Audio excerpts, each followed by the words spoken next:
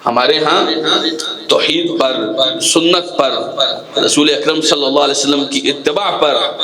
اللہ کی وحدانیت پر کمپرومائز، معاشرے کو ساتھ لے کر چلنا ہے، لوگوں کی بھی ماننی پڑتی ہے، اتنی سختیاں درست نہیں ہوتی، اکیلے رہ جائیں گے، کوئی ساتھ نہیں ہوگا، ارے بھائی ہم سے منوانا ہے تو ہمارے لیے محمد رسول اللہ کی مثال لے کے آئیے صلی اللہ علیہ وسلم۔ آپ جب سفر ہجرت پہ نکلے تھے ایک ابو بکر کو ساتھ لے کے گئے تھے اور کوئی بھی نہیں تھا، ہاں جو دعویٰ تھا، جو توحید تھی، اس کی وجہ سے فرمایا ما ظنک باثنین اللہ ثالثہما، ابو بکر ہیں تو ہم دونوں اکیلے، لیکن کیا خیال ہے ان دونوں کے بارے میں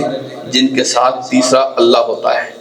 آپ نے مکے سے نکلنا گوارا کیا، یقین جانیے، اور مکہ کسی عام جگہ کا نام ہے؟ نبی کریم صلی اللہ علیہ وسلم نے سفر ہجرت میں مکہ کو مخاطب کر کے فرمایا تھا، مکہ اللہ کی قسم جس کے ہاتھ میں میری جان ہے، اللہ کی زمین میں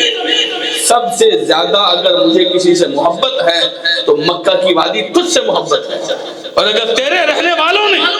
مجھے مکہ سے نہ نکالا ہوتا میں کبھی تجھے چھوڑ کے کہیں اور نہ جاتا، لیکن یہ اللہ کا دین ہے جس کے لیے رسول اللہ کو اپنا مکہ تو چھوڑنا پڑا، لیکن آپ نے اپنی دعوت نہیں چھوڑی، اللہ کی توحید نہیں چھوڑی، اللہ کی توحید پر ایک لمحے کے لیے بھی کمپرومائز نہیں کیا، کبھی کافروں کے ساتھ بیٹھ کر سمجھوتا نہیں کیا۔ کافروں کے اس مطالبے کا جواب جانتے ہیں قرآن کیسے دیتا ہے؟ قل یا ایھا الکافرون لا اعبد ما تعبدون،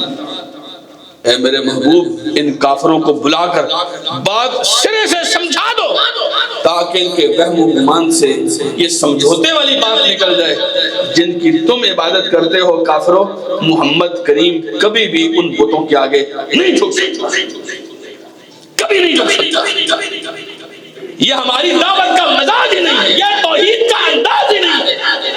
وَدُّوا لَوْ تُدْهِنُ فَيُدْهِنُونَ، میرے محبوب لوگ آپ سے یہ چاہتے ہیں کہ آپ اپنے عقیدے میں، اپنے نظریے میں، اپنی دعوت میں، اپنی بنیاد میں، اللہ کی توحید میں ڈھیلے پڑ جائیں۔ لوگ آپ سے یہ چاہتے ہیں کہ آپ اپنی دعوت میں کچھ تبدیلی لائیں، ایدی بقرآن غیر ھذا او بدلہ، یا تو قرآن کوئی اور لے کر آؤ، یہ والا قرآن نہیں چلے گا،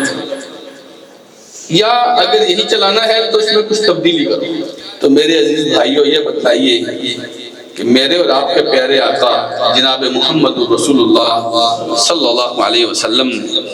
دین بدلا تھا، قرآن بدلا تھا یا لوگوں کو بدلا تھا؟ دین بدلا تھا کہ لوگ بدلے تھے؟ قرآن بدلا تھا کہ لوگ بدلے تھے؟